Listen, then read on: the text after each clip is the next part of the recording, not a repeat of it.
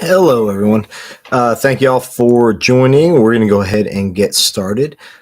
So, I will introduce myself and kind of give you all a little bit of background so that I'm not just a random Yahoo. I'm more of a specific Yahoo with specific kind of background experiences that may connect and help you to understand where I'm coming from in terms of the tips that I'll be advising you on tonight. But first, let me say, feel free at any time to type a message in the chat, ask any questions. I want to keep this really kind of casual and informal.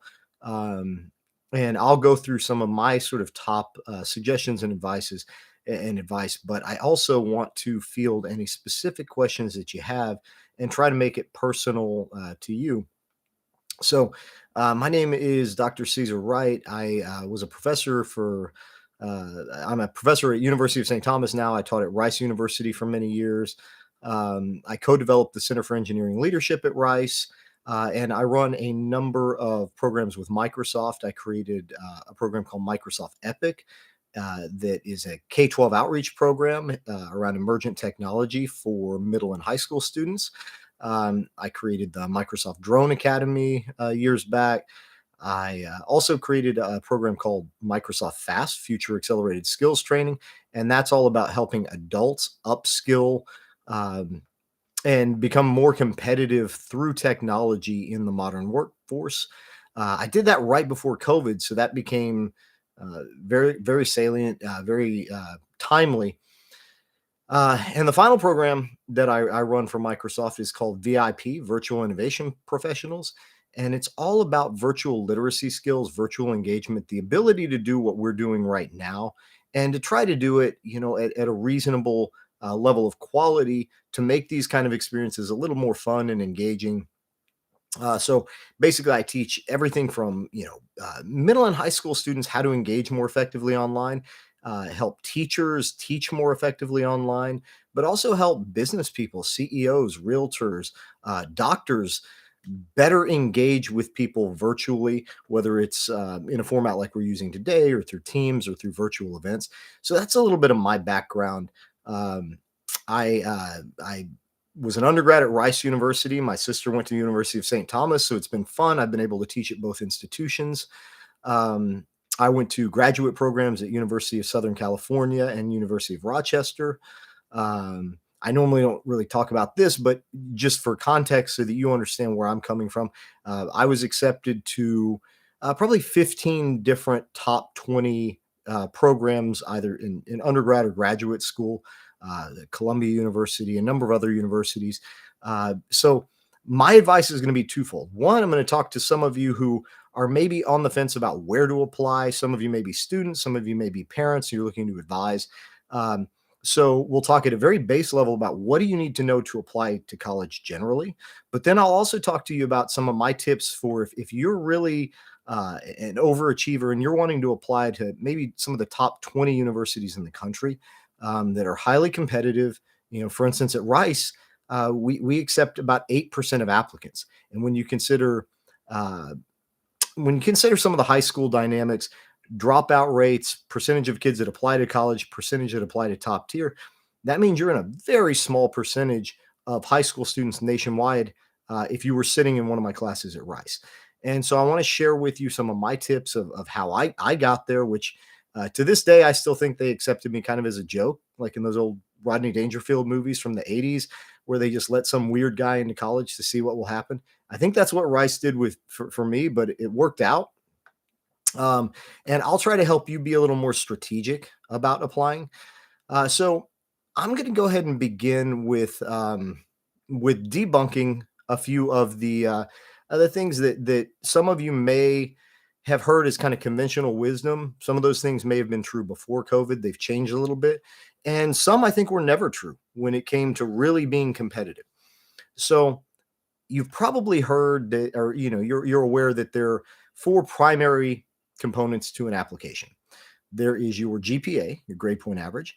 There are your test scores, or were your test scores. We'll get into that, but a lot of universities no longer require those.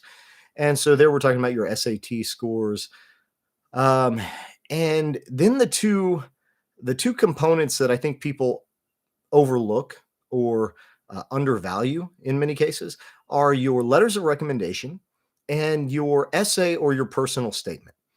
So if some of you may be more around my age, and if you're kind of in your 40s, late 30s, 40s, 50s, you remember a time where the college application consisted primarily of an entrance essay, maybe a few small questions, clarifying questions, but a lot of that was really summarized in your essay and personal statement.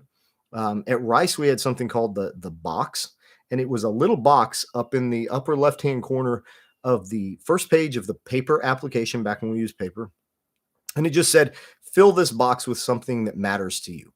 And students who would just fill that with a picture of themselves probably didn't get very far in the application process.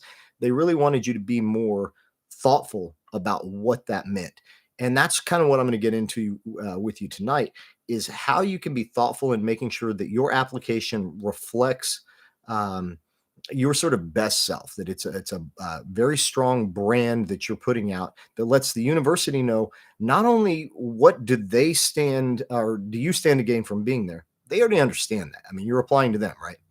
But more importantly, how do they benefit, and how does the academic culture of that university benefit from having you on campus? And so I'll talk to you a little bit about how you can frame and tell your story, minus the box, which I think it's sad because we no longer have that at Rice. I mean, I guess they could try a digital version of it, but it's not the same. Just a trade secret. What I actually put in my box was this is late 90s, the height of the sort of internet revolution, the Pentium Wars, and I was very interested in computer science. Not actually because I cared so much about computer science, but I loved video games, and I learned to build computers because I wanted to play video games, specifically a game called Bard's Tale 2. And I lived in a trailer in Cut and Shoot, Texas. We didn't have a lot of money.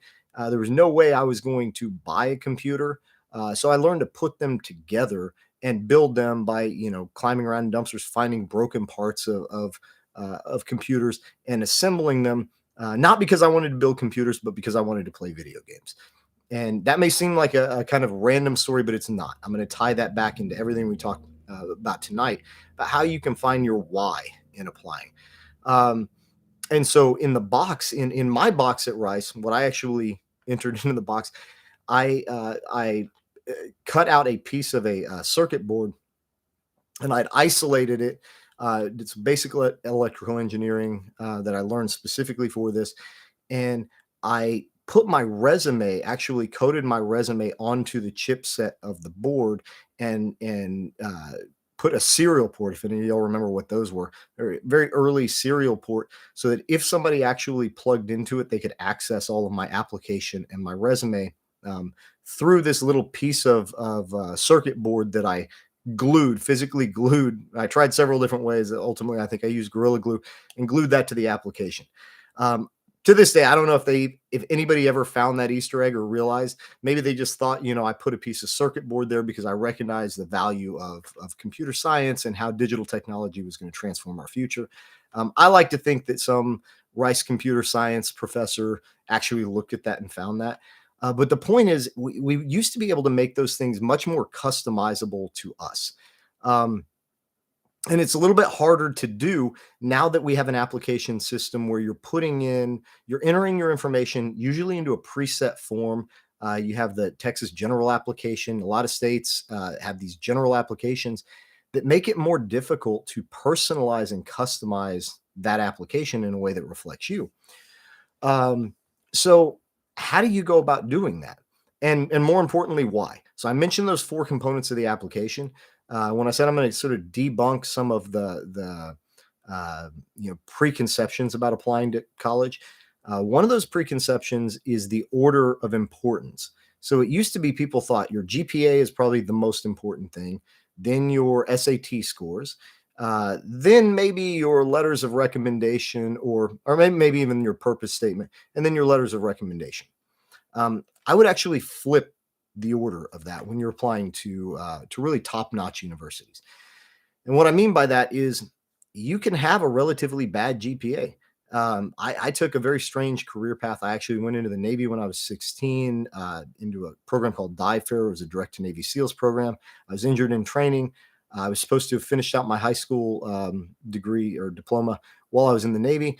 Because I was injured, I was given the option to either transfer into the nuclear engineering program or take a medical. So I actually exited the Navy and came back essentially as a high school dropout.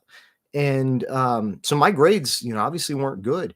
I didn't do I didn't really enjoy high school either. It wasn't a lot of fun for me because it was more about prescriptive learning. College, for those college students or prospective college students listening, college is actually a lot of fun. Um, there's so many. My very first paper in college was on the implications of the representation of genetic technology in South Park. Yes, South Park, the cartoon. But I think the wisdom, collective wisdom of the universe is contained in the collective seasons of South Park. But I get to write my first college paper about South Park.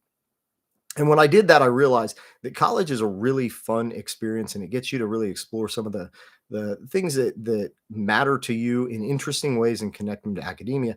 High school for me wasn't like that, uh, but if you have that a GPA, maybe you got a 2.7, a 3.2, you got a lower GPA. Maybe you're applying to very competitive universities and you have a 3.8, 3.9, but it's not up there with students that are on a 5-point scale system or a 6-point scale.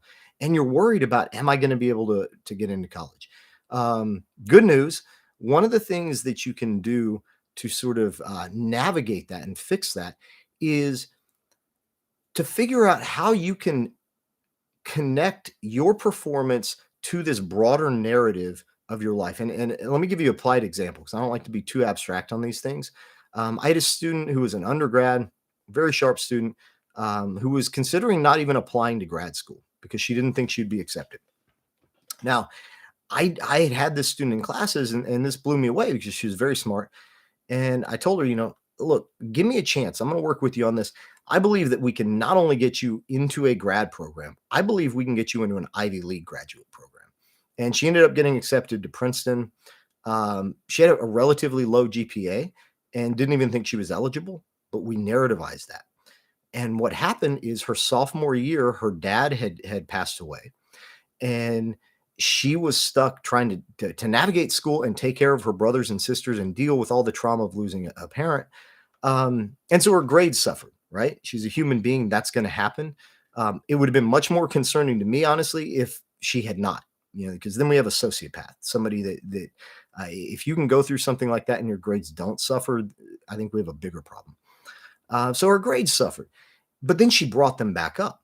So the narrative that we created in our purpose statement was one of perseverance.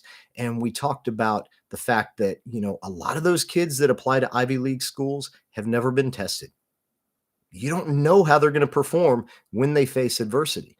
The first sign, the first time that they get sick and don't feel like going to class and miss a quiz, and then their grades start to spiral, they may just quit. You don't know. Especially, this is true of kids that a lot of things have been handed to them in life. So with her, we crafted a narrative of perseverance and said, look, with this student, you know what you're going to get. She went through one of the most difficult things you can imagine, losing a parent while in college, and she rose to the occasion. And not only did she rise to the occasion, but then she came back stronger and she persevered and she overcame. And to me, that's a strong narrative. And they actually referenced that in her entrance interview. So, or admissions interview. So those are the kind of stories that I could give you a million of them. There's a lot of these kind of stories. So if you are a college student, you're a parent working with your student, where I always begin is figuring out what is your story, what is your why. So now I'm going to kind of break that down a little bit methodically for you. First question that I would ask, jot this down if you want, or watch it back later, whatever. Why do you want to go to college? And if your answer to that is, well, I want a degree because I want a job, because I want a car and I want a house and I want money and whatever, it's the wrong answer. You need to, in order to be competitive applying to top universities, Let me back up here. I keep mentioning top universities. This is kind of across the board. It's more important when you're applying to those really selective universities and you're trying to differentiate yourself. But we'll go into some of the things that you need to think about more generally. But this applies across the board. So you're applying to those top universities. Um, if you don't know why you want to be there, if you want to be there because your parents went there, your friends told you it was a good school, you looked it up on US News and World Report, seemed like a good idea, it's not the right reason to apply to that college. You need to understand the culture of that university, why you fit in well with that culture. Me, I would not have done well at MIT. It takes a different type of student. The MIT is a very different cultural environment. I did very well at Rice, and a lot of my Rice students were accepted to both MIT and Rice. And obviously, if they were in my class, they chose Rice. Uh, a lot of other students went to MIT. And my guess is that had you switched that around, those students might not have excelled or succeeded in the alternate academic environment. So figuring out what is the right fit for you, and to me, that always begins with. Wait, okay, let me stop. Let me stop. Now look around my room. Look at my Conan the Barbarian T-shirt. I got my Castle Grayskull in the background. I got my House of a Thousand Corpses horror movie action figures. You can't really see them back there. They're soft focus. I've got one of every video game console since the Magnavox Odyssey. I am a strong believer in figuring out how to surround yourself in life with things that matter to you and that resonate with you. How can you get up every day, wake up, get paid to do not only what's fun for you, but what's fun and meaningful, not just being hedonistic and going out there and just living for fun, but how can you also surround yourself with things that are meaningful to you? Um, and by surround yourself, I don't necessarily mean material things, although I love my Castle Grayskull. I also mean uh, more at a more essential level. How can you find a way to be your authentic self? And this is my studio. This is where I do most of my Microsoft virtual meetings. This is me. This is the me you're going to get in the classroom, in the boardroom, which I try to stay out of. But pretty much anytime you encounter me, this is what you're going to get. And I want to find ways to help students to be able to connect to that authentic sense of self, because I ultimately believe that that's how you become epic. And when I use the term epic, I'm not talking about epic fail videos. And, what I mean more specifically, and I'll define this for you, is being epic. A lot of times we settle for good or great, but being epic, you're going to hit those other sort of benchmarks along the way. And what I mean by that is you take a doctor, a good doctor can figure out what's wrong with you. A great doctor can cure you or help you find some sort of treatment. But an epic doctor is the one out there that's maybe practiced and done the research and is finding innovative cures to diseases and making sure that nobody else ever suffers from this again. That's what I'm talking about, being epic, doing things that nobody else has done, really being at the top of your career. And that's my ultimate goal for all students. But first, that journey has to start somewhere, and we have to get you to college. Um, and so that's what we're gonna talk about tonight.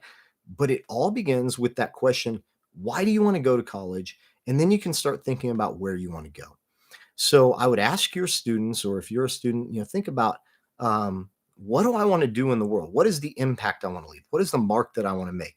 If you say, okay, I'm interested in psychology. A student I coached recently said, I'm interested in psychology. Why? His response was, well, because I suffered with ADHD growing up. And I was on and off of different kinds of medication. It took me a long time, and dyslexia. It took me a long time to sort of find a regiment that worked for me. And and I had a lot of resources. So imagine if I didn't have those resources, how hard it would be. And he said, I want to help, first of all, reform the system a bit to make sure we don't have kids on medications they don't want to be on, but then also help connect kids to the services they need. To me, that's an amazing why.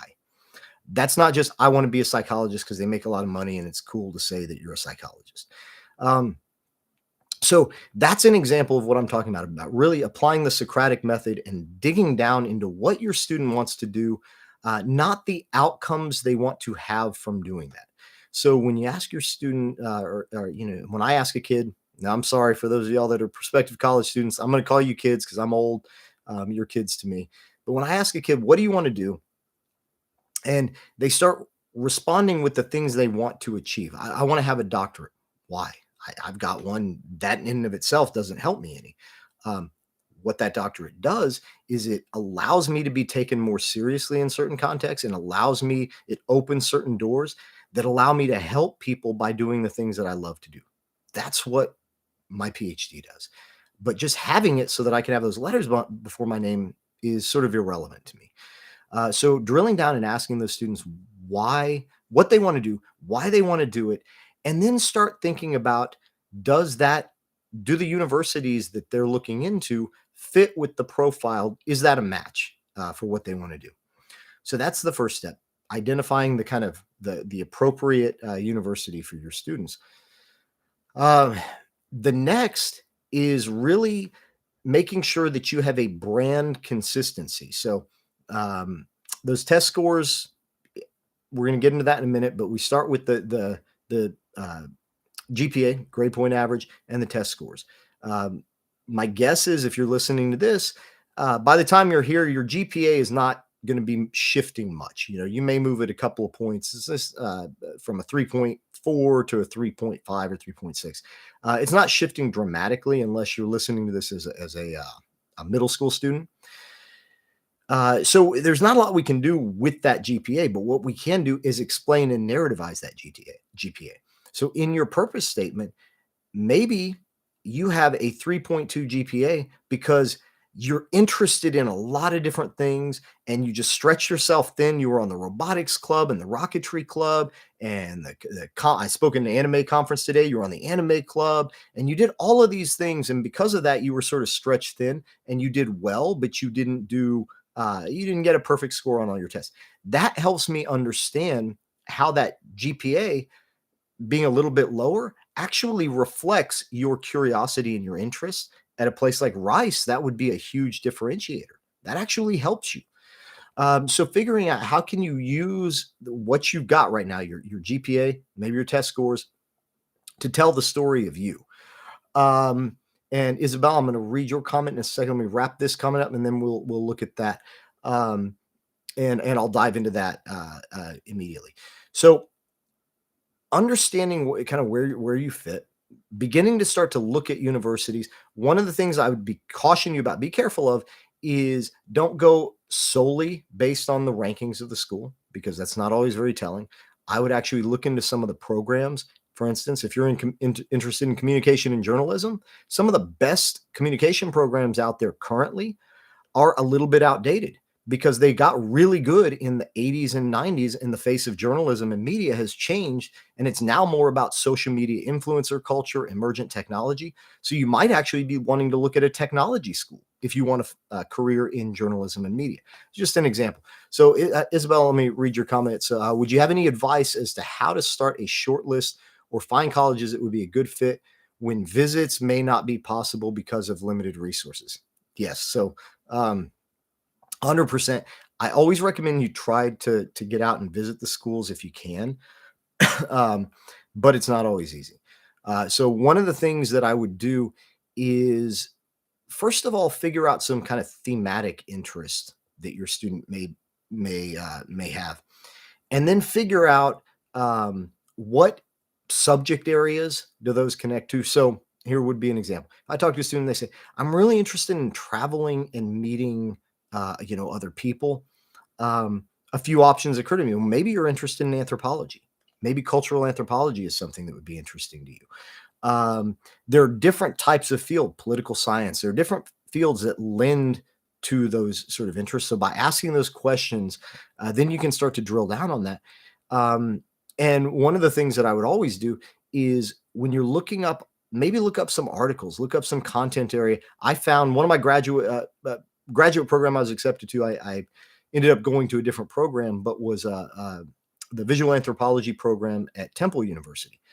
It wouldn't have been a high-ranking university on my list, but doing a little bit of research, I found that there was a guy there named Jay Ruby, who is literally the father of visual anthropology.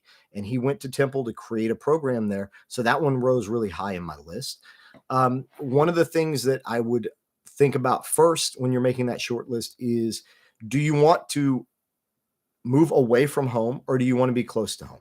So if maybe you're very connected to family and you have issues that you want to sort of stay near home, but you don't want to be in the household anymore because you want to have a little bit of your autonomy, then I would start to look at, really solid universities in Texas, in the local area, or statewide.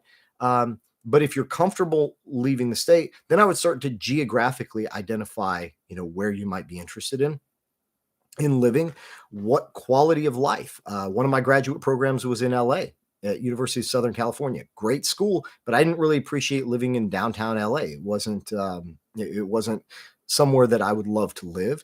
But then I moved to upstate New York, University of Rochester. I lived on a dairy farm from the 1800s, and to me that was amazing. So thinking about what kind of a lifestyle, this is something a lot of students don't actually think about.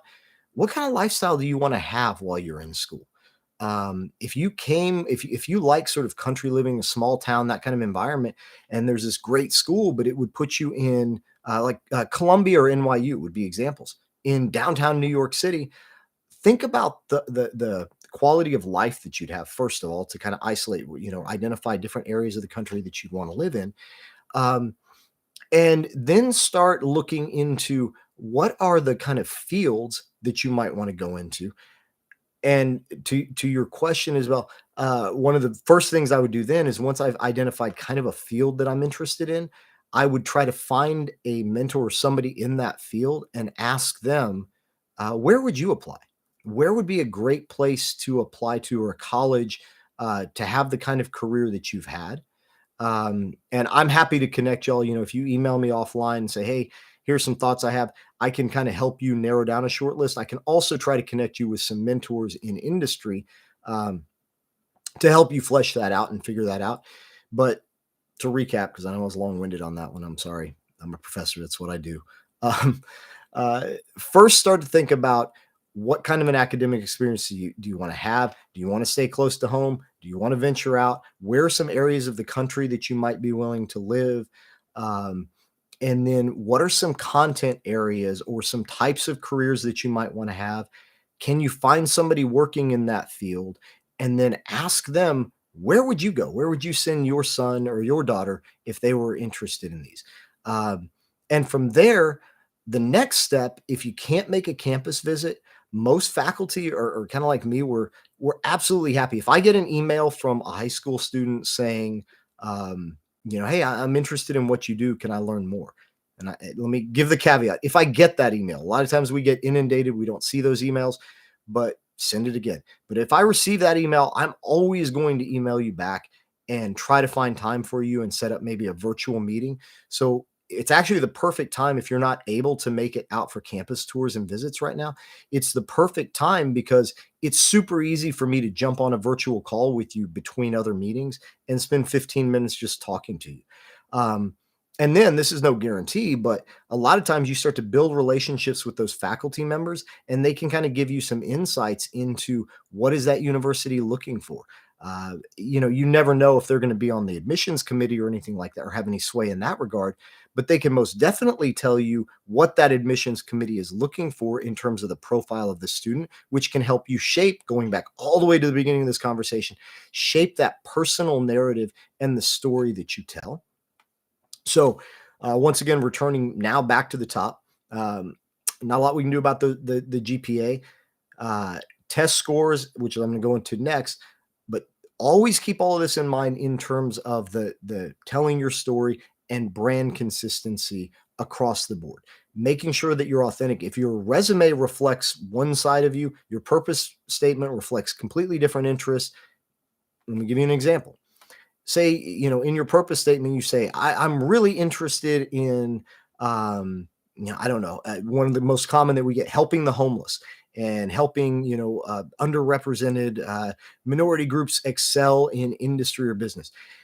That's something that's very common right now to see in applications. Now, if I see that in your application, I'm looking at your resume. I see that in your story, and I'm looking at your resume, and I don't see that you've ever done anything to help any of these groups you claim that you want to have a career helping. My question to you, in all honesty, is going to be, what's stopping you? Why aren't you out volunteering? You want to help, inner city kids? Come out and coach at one of my Microsoft Epic events for middle school kids if you're a high schooler.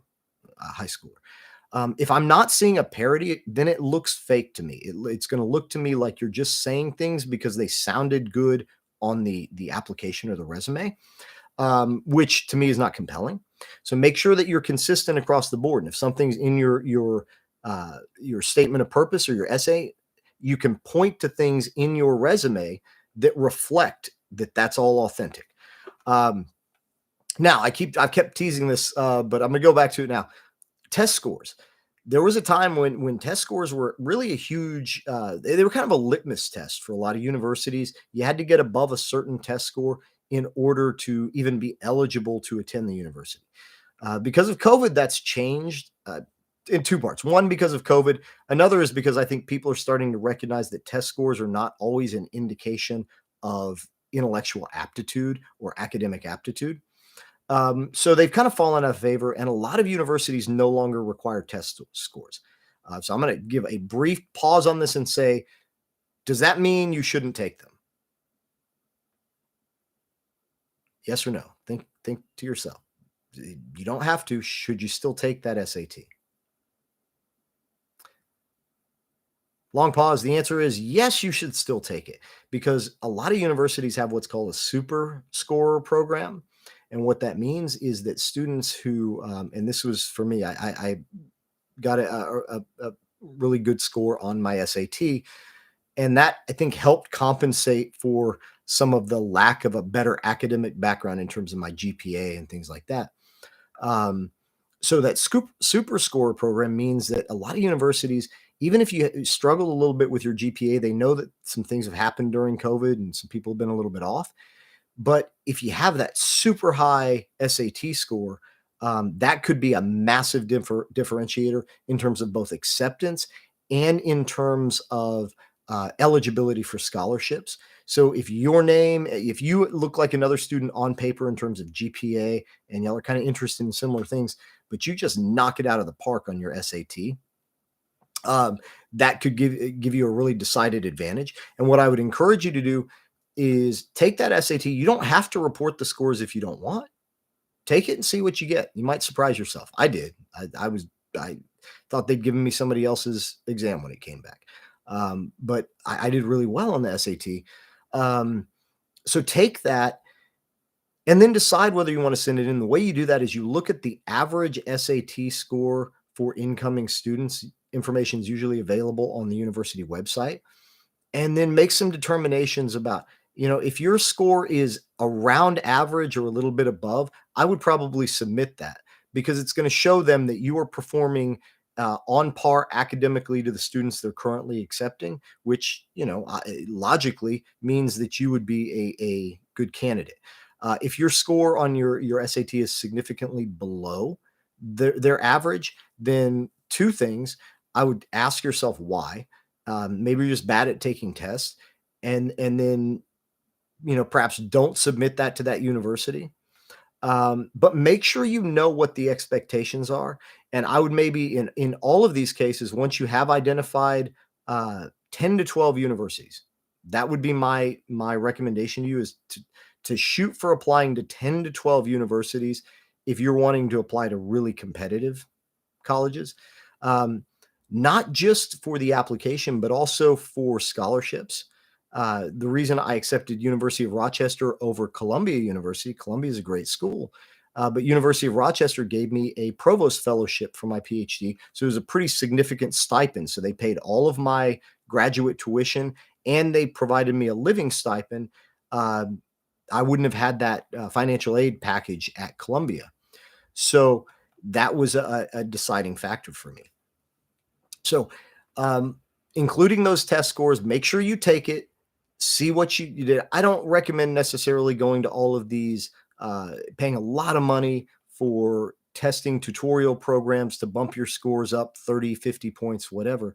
But at least go in and try. You can also typically take those tests again and use the grade that the best score that you get on that exam, and then you ultimately have the agency to decide uh, whether or not you use and submit those test scores.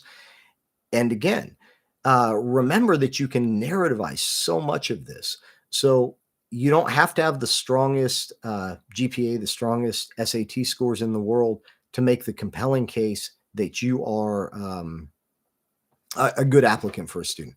So, if any of y'all, if anything I'm saying, if you want me to dive deeper, you want to ask any questions, please do that. I'm used to more interactive formats where I can kind of see you and talk to you. I like being in the room with y'all.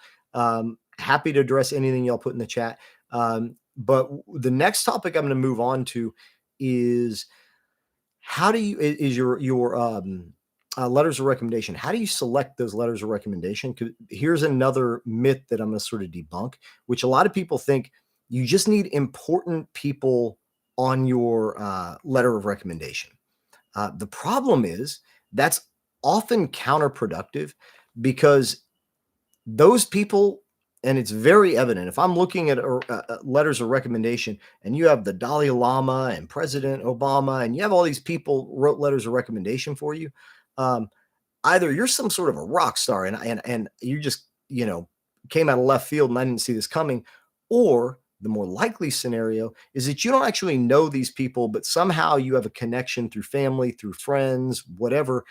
And my guess, or my I guess my litmus test would be, if this person's going to pass you in the hallway and not recognize you, don't submit a letter of recommendation from them. I'm going to be much more compelled by a letter of recommendation from somebody who knows you well, who can really speak to your character, your aptitude. And that could be somebody, your little league coach, who's known you over the years, and maybe you came back and helped coach that team.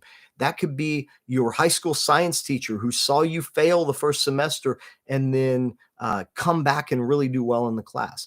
That could be somebody from a youth group or a pastor, or any somebody from the community who can really speak to your value and your aptitude. Those are the letters of recommendation that I would look for. Now, obviously, you want somebody, you don't want just your best friend writing a letter of recommendation. And all the moms out there, I know you'd love to write that letter. Probably not the best idea, unless and I'll give you another example of a student that I had who had gone through some really significant medical issues when they were younger and overcame life-threatening illness.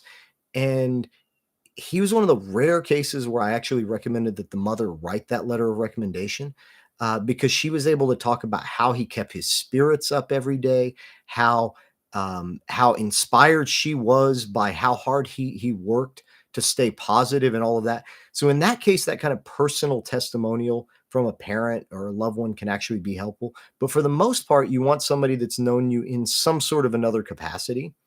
Um, and so I'm going to move from there on to one of the other, key considerations you want to think about.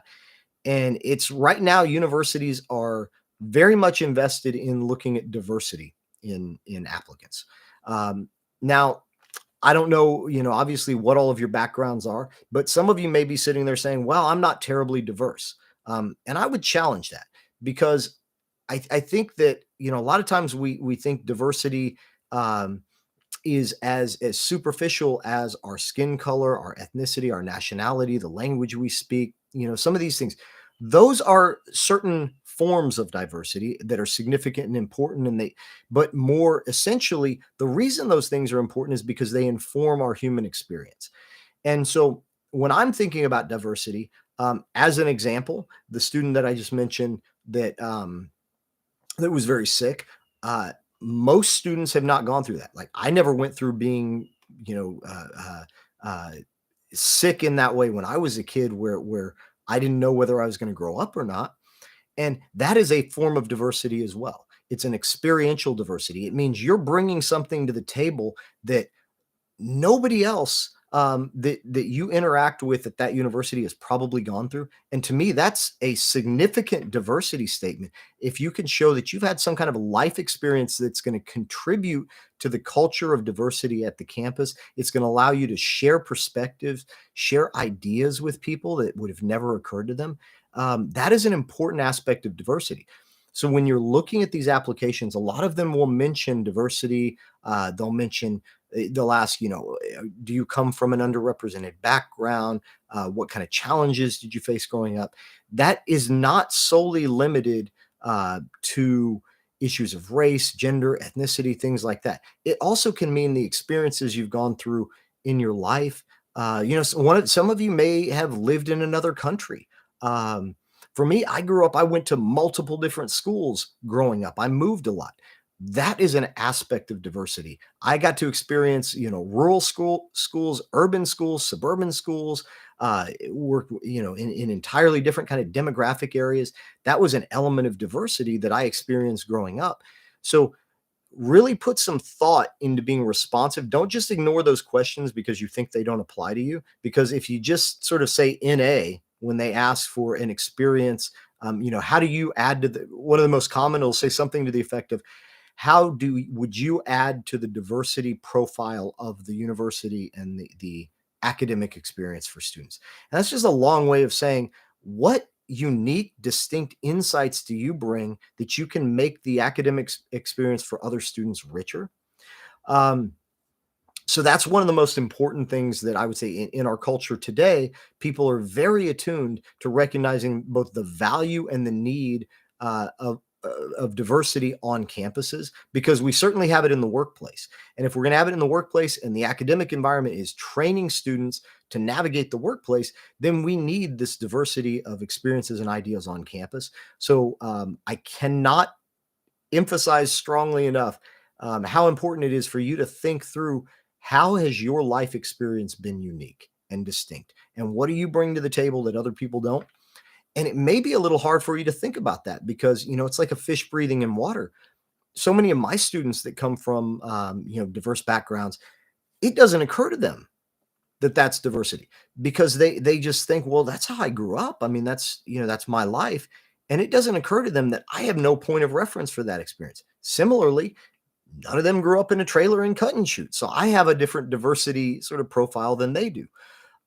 So that is going to be one of the most important aspects of the application process. I'm going to move on to some more logistics right now because I haven't covered a lot of that.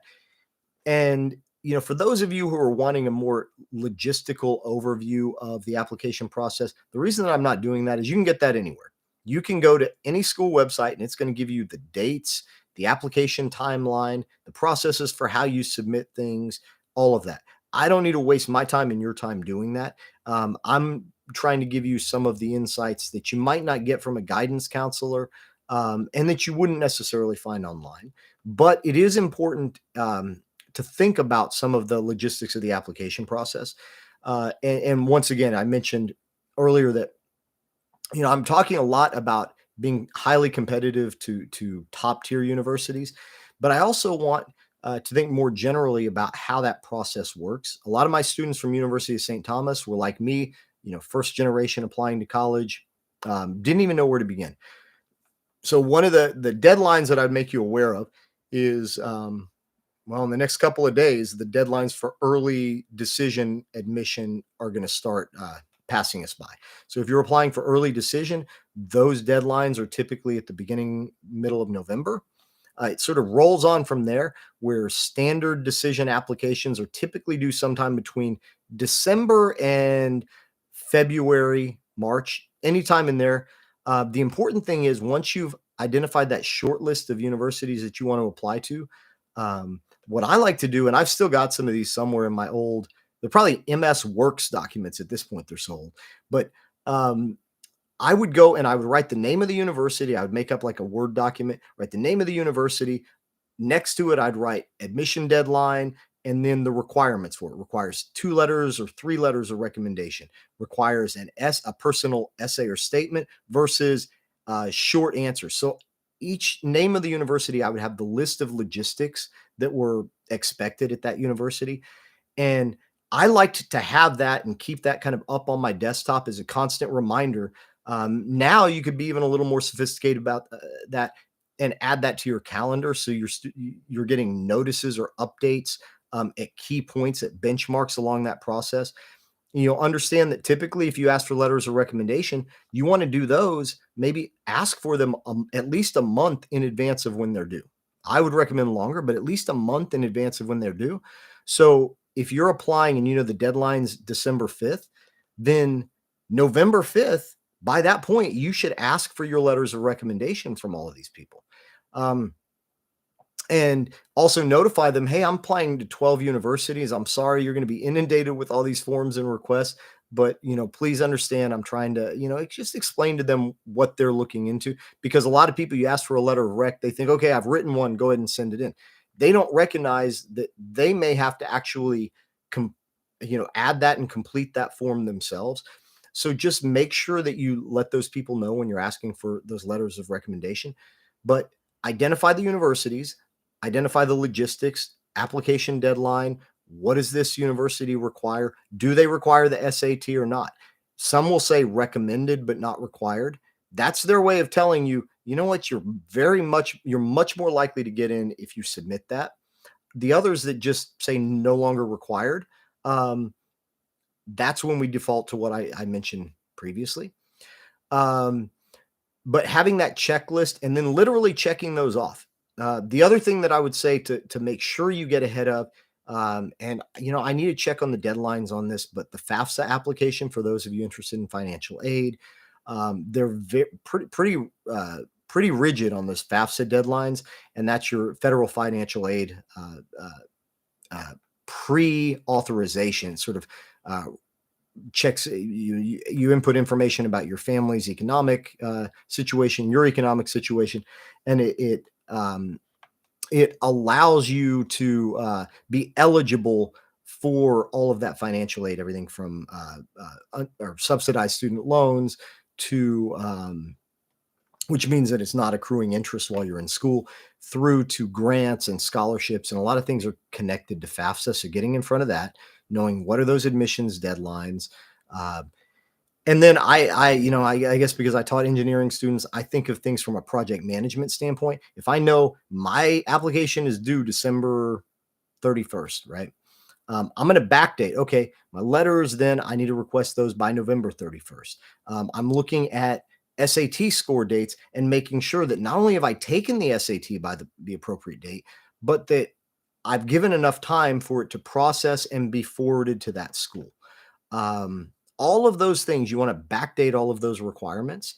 Uh, and that's logistically the best information I would give you. Is, unfortunately, I'd love to give you hard deadlines of do this by this date, but that's not the world we live in. Every university has different dates, different deadlines, different requirements.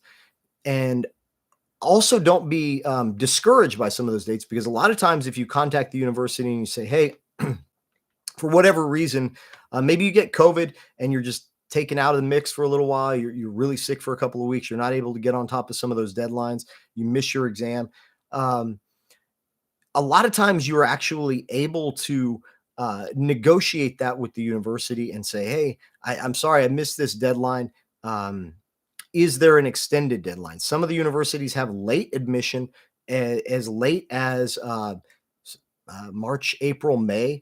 There are some universities that even as late as June or July, you can still get a special provision for late admission. The other thing that I would say is that you don't necessarily have to begin in the fall. For me at Rice, you have to matriculate in the fall. It's required. There is no option, or at least when I was a student, there was no option to start in the middle of the year, like in the spring semester, so in January. But when I applied to University of Southern California, to the graduate program there, they had an option. You could apply for either the fall semester or the spring semester. There's some undergraduate programs that allow the same thing. Don't quote me on this because I don't work at University of Houston, but I believe that University of Houston may be one of the universities that offers that split year option where you can actually apply for a different academic semester. So let's see. I think I've covered most of what's important to me. Once again, if you have any specific questions, let me know, and I'm happy to dive in as deeply as you want to those. The main thing that I want to do, though, is really dispel the myths around eligibility.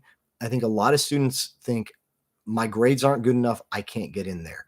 My SAT score is not good enough, I can't get in there. I don't have enough money. Let me address that one. That's one of the big ones. I hear this from so many students. I don't have enough money to go to college, even if I got accepted. My students at yes, okay, application waiver. I will come to that, Isabel. Um, Most of my students at University of St. Thomas are on significant scholarships. I have quite a few of my students who pay absolutely nothing. I have a number of them that pay as little as seven or $8,000 a year, which to some of you, $7,000, $8,000 is still money, right? But when you put that in the context of other universities that you're coming out paying with room and board and everything else, $60,000, $70,000 a year, getting out of college paying $7,000 a year is just slightly above what you'd pay at a community college. And I'll kind of come back on that in a minute to, should you even apply to college? Where do community colleges fit in the mix? All of that. Um, the application fee waiver is absolutely huge. And actually, I'm really glad you called that one out because it almost kind of slipped by. That was a huge one to me. When I was applying to schools, I didn't have a lot of money. And when I say apply to 11, 12 schools, put this in context for you. Um, each round of graduate, I finished 3 graduate programs. Each of those programs I applied to between 11 and 15 schools. The application fees at the time were an average of $60 to $120. And for me, just coming out of undergrad and struggling, and I was working as a news editor at Fox and doing other things, and I didn't have a lot of money. I wouldn't have been able to apply without that application fee waiver. So there are 2 layers to that. One is always check the website instead of just paying that fee and chalking it off and being done with it. Check to see, do they offer the option of an application fee waiver when you're submitting. The other thing, if you do not see it on the website, if nowhere on the website does it say they have a waiver for the application fee, I would actually call the admissions office at the university and say, "Hey, I'm in a difficult financial situation. Is there anything you offer?" Um, at least half of I got 80% of my application fees waived, and at least half of those were schools that did not offer a formal application fee waiver, but I was able to call and negotiate that by calling the admissions office and saying, "I would love to apply, but I'm strapped. I don't have any money." Um, a couple of them even offered me this where I don't know if this is kind of above board, if they do this anymore, but they said, "Look, go ahead and apply. We'll give you kind of a temporary waiver. If you're accepted, you'll have to pay the application fee. If you're not accepted, you don't." Um, I don't know if that's just a thing that some graduate schools do, but that actually saved me on several $100s. So applying for those application fee waivers. I want to circle around now and talk about something that may be a little more controversial. Um, and that's, should you apply to college? Uh, is it a good option? Um, I don't know if any of you, my guess is if you're taking the time to be here on a Sunday talking to me about this, you're probably invested. But what I would say is I'm a strong proponent of community college as a way of getting some of your primary requirements out of the way at a lower cost. Especially if maybe you struggled a little bit in high school or you didn't have the best grades. If you can take 1 or 2 semesters at community college and just knock it out of the park, get all A's. Really, that's another way. When I mentioned earlier that you can't always improve your GPA, I guess I misspoke, because you can. You can improve that by going to community college, taking some courses, and showing, yes, I had a 3.2 GPA in high school, but you know what? I took 2 semesters at Houston Community College, and I've got a perfect 4.0. That shows maturity. It shows growth. It shows perseverance. Going back to what I said at the beginning, that ties into your personal narrative and your personal essay, and you're able to actually then use those lower grades you got in high school to set up the story of success that you've achieved at the community college. One warning that I would have for you about that, though, is be intentional about what classes you take. If you go to community college and you take basket weaving or scuba diving or something that seems like a really fun idea, don't expect that that's going to translate for credit at Rice or U of H or UT. And every university has different policies. Some universities only accept up to 30 credit hours of transfer. Others accept 60. So for context, 60 credit hours is about half of your academic degree. Very few universities will allow you to transfer in 60 credit hours.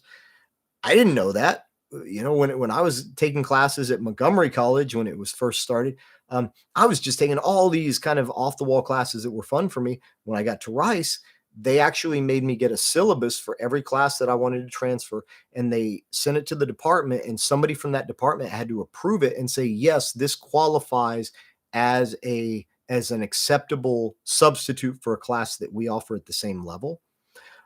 So I think you couldn't probably take differential equations or some of the advanced math classes. They offer those at some community colleges, but a lot of universities will not accept those. So you want to stick with some of your standard courses, kind of get those out of the way. But that could be a great experience. And now I'm going to go. I kind of hinted at this. There's a much bigger controversy right now as to whether colleges are even offering an experience that that justifies the commitment of time, resources, and money. Um, and I'm going to say that, the people that you're hearing that say, well, you don't need a college degree to be successful. That's true. Some of the most successful people that I know and the people I look up to the most don't have a college degree. A friend of mine, Henner Gracie, who his family created Brazilian Jiu Jitsu, they started the Ultimate Fighting Championship. Um, Henner is one of the most brilliant minds that I've ever encountered. You might have seen him. He won season 10 of Shark Tank. He created something called the Quick Flip Hoodie, which is a hoodie that converts into a backpack. He's brilliant, not only at his family's legacy of jujitsu, but also as an entrepreneur, as a businessman. Never went to college. But he is the rare exception in terms most careers now, even companies that are saying, "Oh, don't worry, we're going to hire you. You don't need a degree."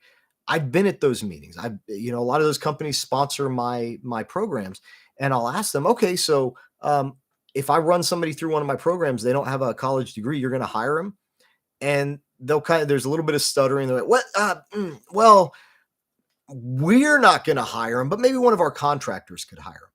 And so what's happening is a lot of companies, there's this trend out now of people saying, well, you don't need a college degree to be successful. You don't. But what I say is that on the one hand, it opens a lot of doors. There are some doors that are open to me because of my college degrees and because of my graduate degrees that would not otherwise be open to me. I mean, look at me. I'm a long-haired guy wearing a Conan the Barbarian t-shirt. If I didn't have some of the degrees behind my name, they probably would not let me on stage at some of the events that I speak at. So it does open certain doors. But more importantly than that, and this is something I wish somebody had really taught me when I was in college, is that it's the network that you build. It's the other students that you're connecting with. It's the students sitting next to you in class that you could work on a team or a project with that are like-minded. You're going to be running to them in industry. They're going to open opportunities for you in your career. You're going to open opportunities for them. But it also gives you this kind of cushion, this 4-year period where you are paying for the privilege of failing. And by that I mean, I've had students that took my classes and then they came and worked with me on projects, and they always say the same thing: man, I wish you were the guy that we took classes from. You're not at all the same when we're working for you. No, because when you're working for me, you're costing me money. You're costing my clients money. You're wasting my time. I can't afford for you to fail on a project that you're working for me on professionally. But if you're in my class, I want you to fail, because every time you fail, you learn a lesson, and I can turn that into a learning opportunity, and you're going to grow and become stronger and gain new skills. So you're buying the opportunity to fail through college. And then the final advocacy kind of position that I have about applying to college and attending a university is that it's also one of the last times in life that you're going to have to really develop holistically as a person. And by that I mean, like at Rice, we had something called distribution credits, which meant if you were an engineer, you had to take distribution credits courses in social sciences, humanities. And the idea was to give you a well-rounded breadth of knowledge. And for me, that's been essential in my career and opened a lot of opportunities for me. Having that well-rounded breadth of knowledge, things that I took a biomedical ethics class that was co-taught by a doctor, a lawyer, and then a policy advocate. Didn't relate at all to the work that I do, but through that class, I gained a lot of insights into how does emergent technology and computer science interface with medical with the medical industry, and how did the two, especially at the time it was around genetic technologies and the rise of the human genome, and how computer scientists working on object oriented programming were working with geneticists that were developing a parts list approach to genetics. The two of them working together came up with a whole new model of how we understand genetics. College gives you like a kind of a microcosm of a world where you're able to do that. You're able to try new things, learn new things, and develop into a more well-rounded person. So I think if you're looking at college as someplace I can go to just get a stamp of approval, get a degree, and then move on with my life, you're there for the wrong reason. I'm sorry to say that, but um, there's so much more to it. There's so much more that you can gain from it. And if that's all you're looking for, you're just wanting to get credentials, you're just wanting to be successful. Yeah, there are a lot of ways you can succeed in the world. There are, certification pathways through Microsoft Learn, LinkedIn Learning. There are Coursera courses. There's a lot of ways you can gain rote knowledge. You can learn to code virtual computers for Azure without ever taking a college class. And you can have an amazing career making, a high six-figure income doing that. Um, but you're not going to take that philosophy class. You're not going to take that English literature class.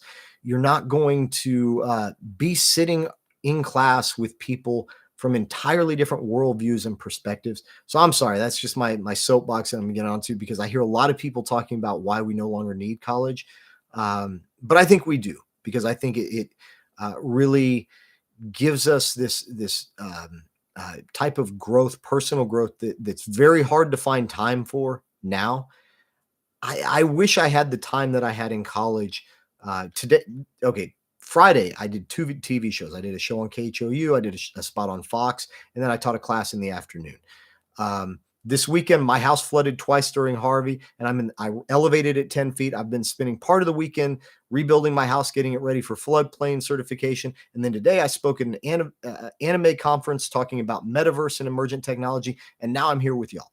So I wish I wasn't that busy. And college was the last time I can honestly say that I had the bandwidth to just explore new things for fun, not because I had to, and they were connected to my work. So we're coming up on the hour. I'm happy to stay on and answer any specific questions that y'all have. I've tried to be kind of broad, but if you don't take anything else away, please let me summarize the bullet points or the key learning outcomes that I do want you to take away.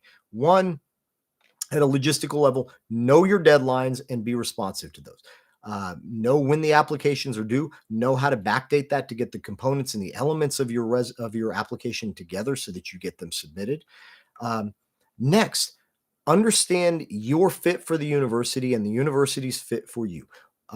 If you approach it saying, "Well, here are all the reasons that I want to be at your university," you're probably going to get turned down, because they know that. They want to know, why should we bring you here? What are you going to contribute to our campus? So really understand yourself, what you plan to get on out of that. And the next thing is going to sound like a little bit of a paradox. Think long term, but don't nail yourself down. And by that, I mean, don't go into your freshman year of college saying, "I'm going to be a chemical engineer for Chevron and I'm going to work in the West Texas plant." No, no, no, that's not what I mean. Understand, what impact do you want to leave on the world? What do you want to do after you graduate from college, on a more abstract level? And then what are the doors you need to open in order to get to that goal? That will allow you to create the compelling narrative and really tell that university who you are in the essay prompts and in the purpose statement or the personal statement. It'll allow you to create that brand.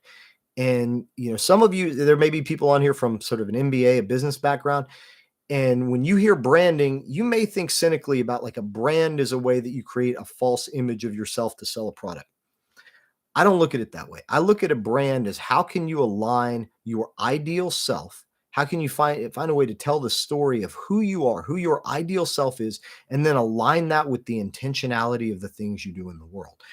So for me, you will regularly hear me talk about themes of education, creating opportunity. I talk a lot about Brazilian Jiu-Jitsu because I think, the three ways you get your kids into college: multiplayer online video games, because you're acculturating them to working with limited resources, limited time to achieve a goal in a team environment. That's what they're going to do if they make it to Microsoft. I believe in Brazilian Jiu-Jitsu and self-defense. I direct women empowered rape prevention programs, anti-bullying programs, because if you're afraid to unapologetically walk down the hall and go to that robotics club or whatever, because you're afraid other kids are going to tease you or beat you up, then you're not able to live your best self. So Brazilian jiu-jitsu is important to me. Emergent technology and how technology connects to culture, that's important to me. That is my consistent brand. You will see that in everything that I do, and I encourage you to find that brand as before college, as a high school student. Figure out, who are you, who is your authentic self, how can you create visibility around that and make sure that the person on the paper reflects the person they're going to be sitting in the room from. And my experience has been that when you can do that, people appreciate it. It resonates with them. Like I said, I'm a weird guy. People don't always understand me, but typically they respect my passion for the things that I believe in. And ultimately, I convert some of those people.